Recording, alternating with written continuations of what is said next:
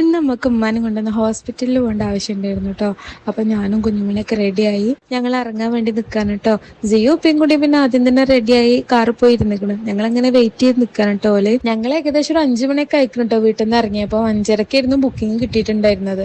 അപ്പൊ ഏതായാലും നോമ്പ് തുറക്കാൻ ഇനി വീട്ടിലേക്ക് എത്തൂലല്ലോ, അതുകൊണ്ട് ഇനി പുറത്തുനിന്ന് ആക്കാൻ നോമ്പ് തുറന്ന് വിചാരിച്ച് ഇറങ്ങിയതായിരുന്നു. ഇപ്പൊ എന്റെ കുഞ്ഞുമന്റെ കുഞ്ഞിക്കാലുമ്പോ സോക്സ് ഒന്നും ഇട്ടെടുക്കാൻ നേരം കിട്ടിയിട്ടില്ലായിരുന്നു കേട്ടോ. സോക്സ് ഒക്കെ എടുത്ത് കാറ് കയറിയിരിക്കുന്നു. നമ്മള് മഞ്ഞളെണ്ണയാണ് കേട്ടോ തേച്ച് കൊടുക്കല്. അതുകൊണ്ടാണ് ഇങ്ങനെ നഖത്തുമ്മലൊക്കെ ഇങ്ങനെ മഞ്ഞ കളർ കാണുന്നത്. ഡോക്ടറെ അടുത്തൊക്കെ പിന്നെ ഞങ്ങൾ ഇറങ്ങിയിട്ടില്ലായിരുന്നു കേട്ടോ. ഉമ്മ ഇപ്പം മാത്രമേ ഇറങ്ങിയിട്ടുള്ളായിരുന്നു. കാരണം ചെറിയ കുട്ടിയല്ലേ, ചെറിയ കുട്ടീനെയും കൊണ്ട് അങ്ങോട്ട് പോകണ്ടെന്ന് വിചാരിച്ചിട്ട് പിന്നെ ഞങ്ങൾ കാറിലിരിക്കുക ചെയ്തത്.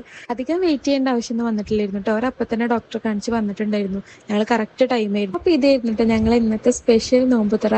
ഞങ്ങളിങ്ങനെ നോമ്പ് തുറക്കാൻ വേണ്ടിയിട്ട് ഒരു ഹോട്ടലൊക്കെ തപ്പി നടക്കുകയായിരുന്നു കേട്ടോ. ബാങ്ക് കൊടുക്കാൻ വേണ്ടിയിട്ട് കുറച്ച് സമയം കൂടിയും ബാക്കിയുള്ളായിരുന്നു കേട്ടോ. അപ്പൊ ഞങ്ങൾ തുറക്കൽ ബൈപ്പാസിൽ എത്തിയിട്ടുണ്ടായിരുന്നു. അപ്പൊ അവിടുത്തെ പള്ളീന്റെ ഓപ്പോസിറ്റ് എല്ലാവരും ഇങ്ങനെ നോമ്പ് തുറക്കാൻ വേണ്ടി ഇരുന്നിട്ടുണ്ടായിരുന്നു. അപ്പൊ ഞങ്ങൾ കാറിന്റെ കൈയാണിച്ച് നിർത്തിയിട്ട് അവർ സൈഡാക്കാൻ പറഞ്ഞു കേട്ടോ. എന്നിട്ട് ഞങ്ങൾക്ക് നോമ്പ് തുറക്കാനുള്ള ഈത്തപ്പഴവും വെള്ളവും നെയ്ച്ചോറും ബീഫ് കറിയും ഫ്രൂട്ട്സും എല്ലാം തന്നു കേട്ടോ. അപ്പൊ എന്തായാലും ഞങ്ങൾ നല്ല റാഹത്തായിട്ട് ഫുഡ് ആയി. നല്ല ടേസ്റ്റ് ഉണ്ടായിരുന്നു കേട്ടോ നെയ്ച്ചോറും ബീഫ് കറിയും ഒക്കെ. പിന്നെ ഞങ്ങൾ കുറച്ചുകൂടി സാധനങ്ങളൊക്കെ വാങ്ങിക്കാണ്ടായിരുന്നു. ഞങ്ങൾക്ക് വെജിറ്റബിൾസും ഫ്രൂട്ട്സും ഒക്കെ വാങ്ങിക്കാണ്ടായിരുന്നു. അതൊക്കെ വാങ്ങിച്ച് ഞങ്ങൾ വീട്ടിലേക്ക് തിരിച്ചു പോന്നു കേട്ടോ.